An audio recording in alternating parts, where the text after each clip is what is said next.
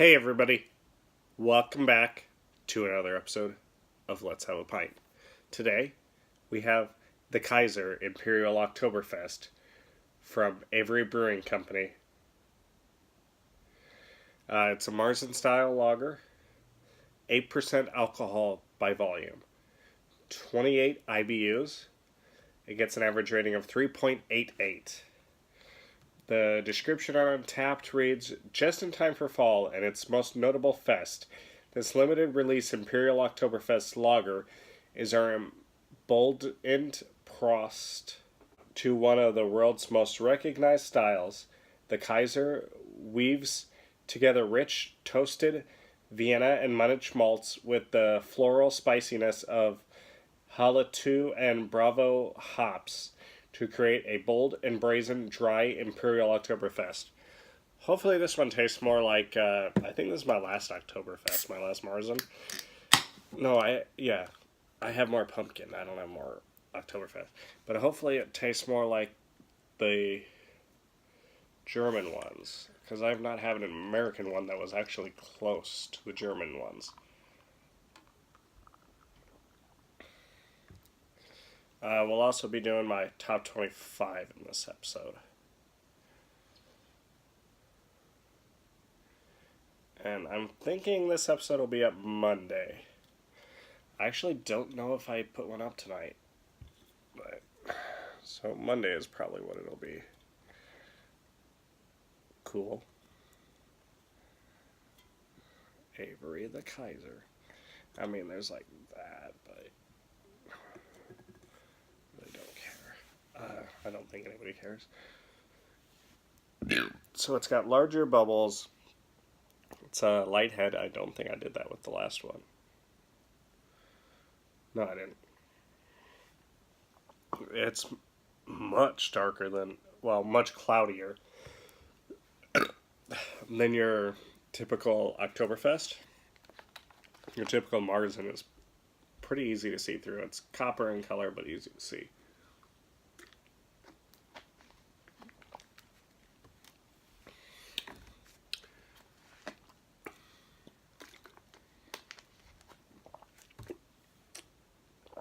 And this company is out of Boulder, Colorado. I've actually been to their brewery.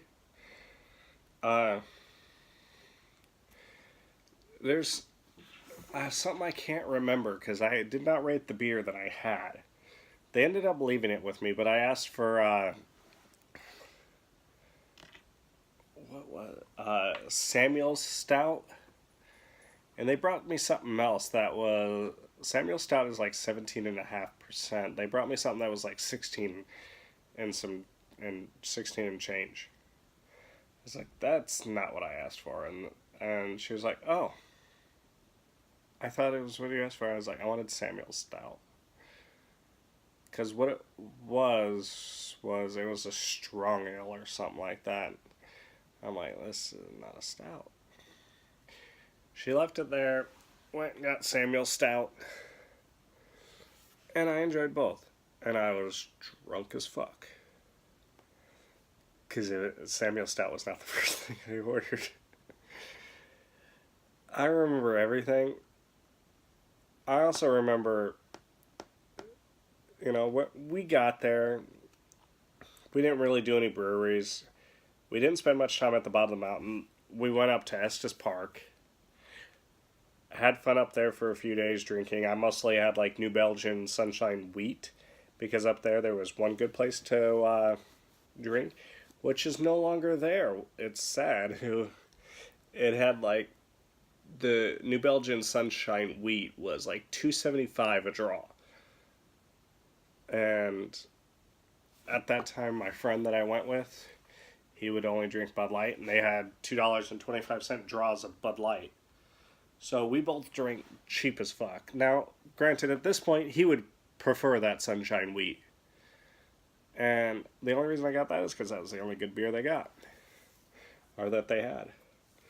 But that nightclub is not there anymore. We didn't even try to pick up girls.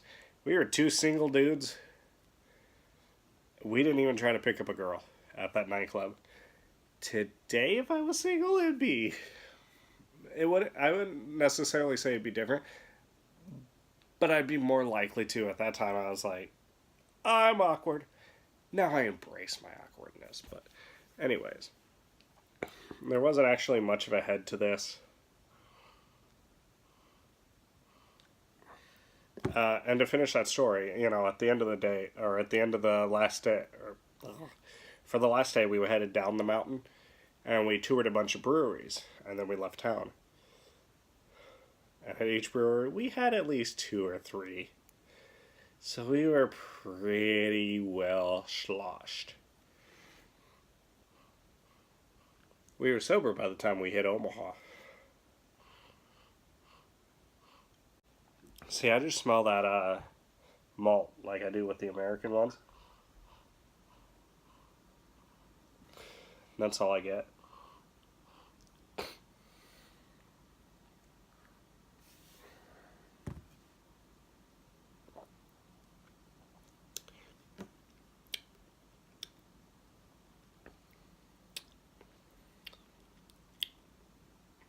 I prefer that hoppiness that you get with the German style Marzens that you don't get with the American ones. Like, there's that spiciness, and this says it has spiciness, but I only get sweetness from the malt.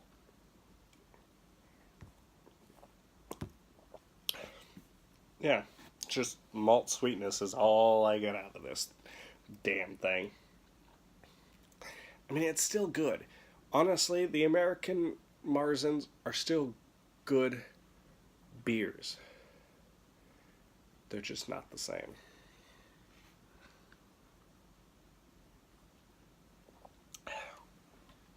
It's your typical American style Marzen. You can't even honestly. I mean, the only way you can tell that it's a bigger beer is it's not a light bodied beer. It's actually more of a medium bodied beer. But other than that, honestly, the taste is the same. It's just the thickness of the beer itself that tells you it's bigger. Everything to the side, and I've actually ported this over to Word instead of being on just the notepad. There's quite the shake-up in my college football rankings, in the real ones too, but I did mine last night, actually still while the Colorado game was going on, but you knew Colorado fucked up. You knew they fucked up. Number one, same team it's always been, same team it's been all year. Same team that looks like they do not have a fucking weakness. Number two, still Clemson. They're still rolling on. The only close games they've had are against teams that are actually good, that nobody realized was good. Except for some people like me realized they're not bad. Number three, here's a shakeup for you. It's not Ohio State. Michigan. I'm very high on Michigan. I don't know if Michigan will beat Ohio State at the end of the year. I have Ohio State at 4. And when you're ranked 3 and you're ranked 4, you're pretty freaking even. I have an idea that at the end of the year, when you see the Michigan-Ohio State game, it'll probably be an end score of like 21-24, 17-21, something like that. It's not going to be high scoring. Both have great defense to match those great offenses. So they're going to get scores when it counts. Number 5, I have it as Notre Dame. It's not your bowl to get out of, is it? She goes right back in, Selena. She goes right back into it. Stop it. That's Puffin's bowl. Puffin has to eat. Tiffany, the oldest, she has to eat different food than the other 3 because she's susceptible to Um, what the hell is it called? It's an infection. No! I just bopped you on the head. Like 3 fucking times. She loves punishment. I just bopped her again. She's eyeing it still. UTIs. UTIs. That's what she is very susceptible to. So she's on a specialty food that's twice as much money. Not that there's anything in the bowl. And I want them to get used to the bowl that is theirs. All 4 of them have their own bowl that is exclusively theirs.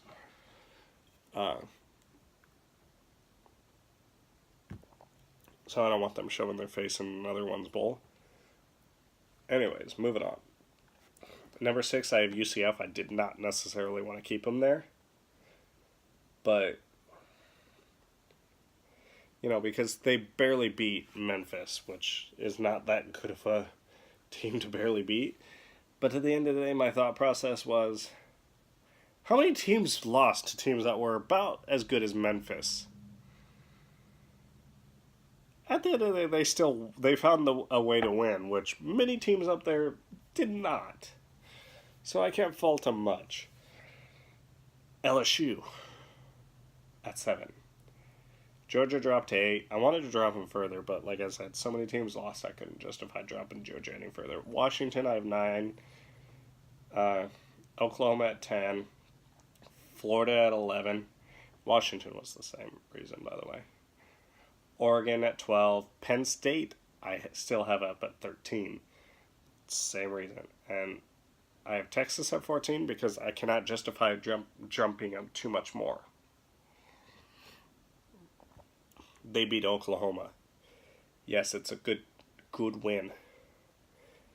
But that is a game that, no matter how shitty one team is and how good the other team is, it's always going to be competitive. I got Wisconsin still at 15th because, yes, they got beat very convincingly. But that is a very good Michigan team you're seeing at this point in the year.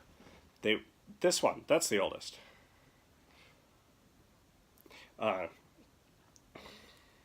Michigan, I honestly think, is nowhere near the same team that lost.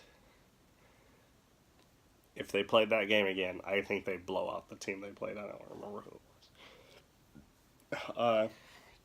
Kentucky at 16, South Florida at 17, which I was not a fan of putting them so high, but I couldn't justify not, because at the end of the day, they won. Which, like I said, a lot of ranked teams did not. I have Iowa State at 18. Not many are going to have them ranked, but it's just like Michigan. It's not the same team you saw at the beginning of the year. It's not that team that has lost 2 games or 3 games. They are honestly a team that I think would beat Iowa right now, which was the best team they lost to. And they didn't lose by much. They lost by a touchdown. I think they win that. What's even harder, in the last video I talked about changing culture and how difficult that is, how it takes years.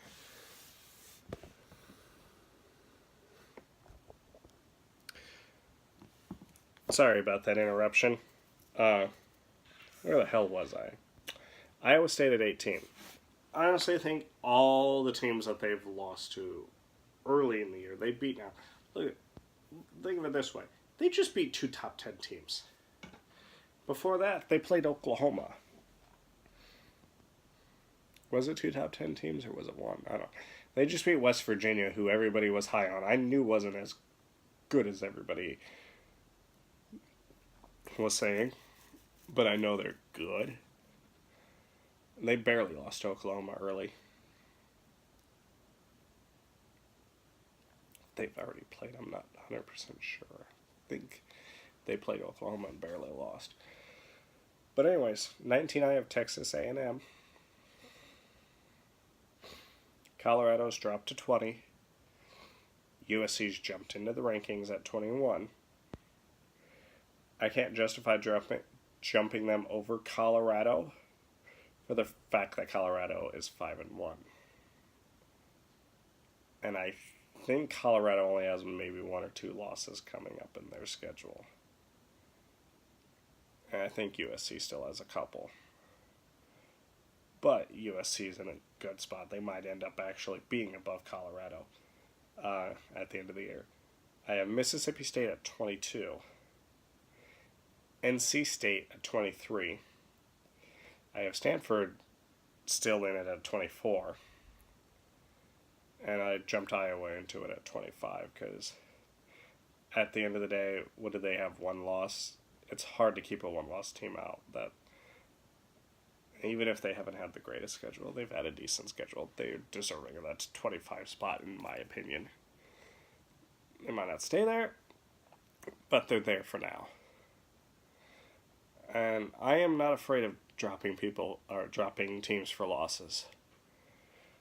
But anyway, that's my top 25.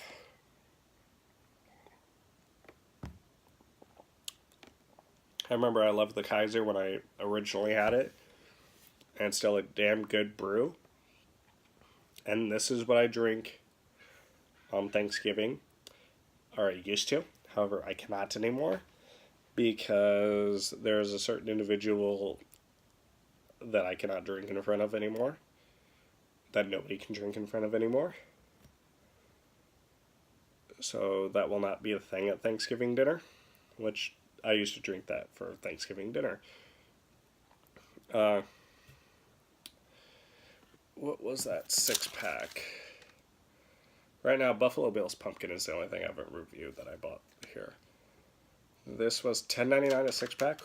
It is worth that $10.99. Will I buy it again? Yes, but next year. It won't be this year again. There's disappointments. There's high notes to it. It's one of my favorite American-style Oktoberfests. I think the only thing I love more than this, or I like more than this, is Sam Adams Oktoberfest. But everything I've had from Germany from Mars and Styles is better. Rating?